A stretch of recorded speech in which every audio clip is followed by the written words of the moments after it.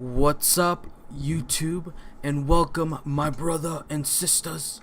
Today we are going to be watching a replay of one of the battles that I myself, as well as Ian and Tim from the previous Total War battle, will be playing again together, united as well, same factions. Tim will be playing the Empire, Ian will be playing the Bretonnians, and I will be playing the Dwarfs. And today we are going to defend ourselves from the horde of Black Orcs. Black Orcs are the most elite melee infantry unit in the Greenskin faction. They have ridiculous amounts of armor, then they can do a really good amount of melee damage as well. Today we're going to be fighting 3,000 Black Orcs composed of from 3 different armies, and we have their orc leaders here. This one's just an orc war boss, but we also have Grimgor, Ironhide, and we also have this faction or this army over here. We have Azog the Slaughterer. So we took this is a more plain, like, flat field than the last zombie horde battle, but so this is going to be interesting. So the lore is after the dwarfs, the Empire, and the Bretonnians defeated the zombie horde, the orcs thought it would be a good opportunity to invade our lands. And after the battle with the zombies, the dwarfs let the Empire and the Bretonnians rest here, replenish their troops, and we noticed that there's a huge horde of orcs heading our way. So we, set up here. So let's go ahead and look at some of your units before anything else gets started here. So if you watched the last one, Ian he just relinquished his Holy Grail Knights and went for more eco-friendly mounted yeomen and just Knights of the Realm. And these mounted yeomen are trying to prove themselves so that they can one day be given the title Knights as well. So they're fighting side by side by the Knights of the Realm, and what better place than to prove your valor and your mettle here in the battlefield. So yeah, and the lore for that as well is that we lost a lot of our Holy Grail Knights, and we replaced them with mounted yeomen. Of course, again, Tim has brought many great swords, but he also brought a couple units of halberdiers this time around. These units have great armor penetration. We also have more men-at-arms in secondary line. So I asked, basically, the dwarves are going to take the main brunt of the fighting because, the greenskins are our ancient enemies. So we were definitely going to take the brunt of the battle, because that last one, the dwarves kind of like stood back because it's not really our fight. But by that ruling itself, this is our fight. This is our fight. Look at these guys. This mean looking mother truckers. Look at them, they're just screaming. They're running. They're like, they just want blood. They want to take our homes from us. So the dwarfs are like, you know what? Since we helped you guys with the zombie horde, you guys have to help us out now with the orcs, the greenskins. So yeah, back to Tim's army. More great swords, of course, and more halberdiers watching the flanks. Again, more Knights of the Realm and mounted yeomen for Ian. He's going to be watching our flanks, doing maybe a cycle charge here and there. And we have, of course, Iron Breakers in the front lines, because these guys have ridiculous amounts of army. So, of course, they're going to be taking the brunt of the battle. So that'll help. And I brought a few units of hammerers. I needed some armor penetration to take these Black Orcs down. I have some Longbeards to help hold the line, reinforcing reserve units, more hammerers, and more hammerers. Ian's third line of defense is peasant bowmen. Now these guys won't do a lot of damage because they don't have armor penetration, but the fact that they're going to be able to hold back here for a very long time and just shoot continuously, it'll still help my men if they are able to bring some of the damage or take some damage down, or do some damage I should say, and so I can take them down faster. Of course, more men at arms, and then we have some crossbowmen in the very back here. I personally don't like the fact that this Total War forwent or forgone, what's the word? I don't know, relinquish its archers. Like these crossbowmen are great and everything, but they only shoot, and they do excellent damage when they shoot directly at you and not over the top of you like archers would.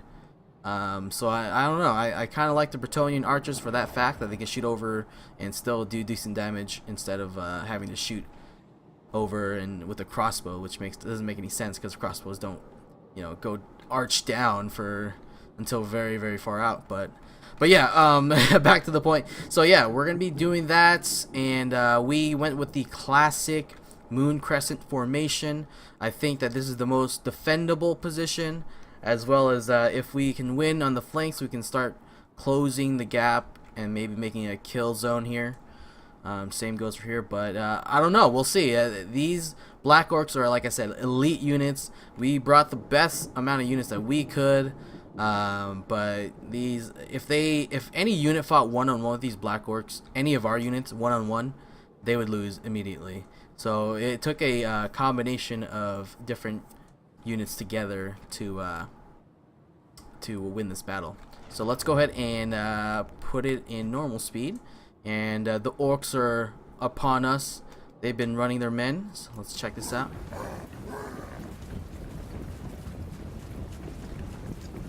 Let's check this out here.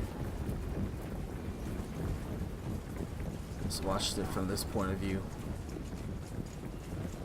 What? Oh my god, this is insane. Oh, the bows, the arrows. Ah. Some of them were just like deflecting off of their armor. Alright, what am I doing? I'm playing the dwarfs, so we gotta make sure that I'm watching the dwarfs side here. Alright, we gotta get low. Here we go. So, oh, they're doing decent damage, really. They're killing a couple of them. Oh, they cast some sort of spell here. Get your charges, dwarfs! Oh my god. Can you imagine what's going through these guys, these men, these dwarfs' head? Oh my god, here we go. The head when they're watching this. Look at this! Oh! Oh my gosh. Oh my god, that's insane. Look at this. Intense fighting. Oh no, there's a gap here. That's not good. I activate my hammers immediately just because I knew my iron breakers couldn't do much damage in regards to DPS, so I was like, I have to activate them now. I also brought Ugrim. Where is he? I think I activated him. I'm not really sure, but he's in the fight somewhere. And you can see my dwarfs are just falling to pieces. Oh, there he is. There he is. Ugrim right here. So he's fighting. I had to activate him too. I couldn't hold back. I needed to reinforce my lines almost immediately. Just because these guys are terrifyingly strong. So we're holding the line so far. The line is thinning. But it looks like I'm getting some decent kills with my hammers. Ian's activated his reserve units, men at arms, to help reinforce our lines. Same with Carl Franz and Deathwing over here. The great swords are... Ooh, looks like they're having some trouble. Oh, the yeomen have been activated. Yeoman charge. Knights of the Realm. Knights of the Realm. Brave knights. To me. Ride to justice. Boom, right in the back. Oh man, great hammer and anvil. Great hammer and anvil. See, as you can see, archers getting some decent kills. Bowmen, archers, everyone. My lines are really, really thinning though. You can see here, there's spots. So I asked Ian to send him, some reinforcements to help my line out. And basically all of our melee units are in combat right now. There's no reserve units that we can move around. But man, look at this, the horde, a sea of orcs.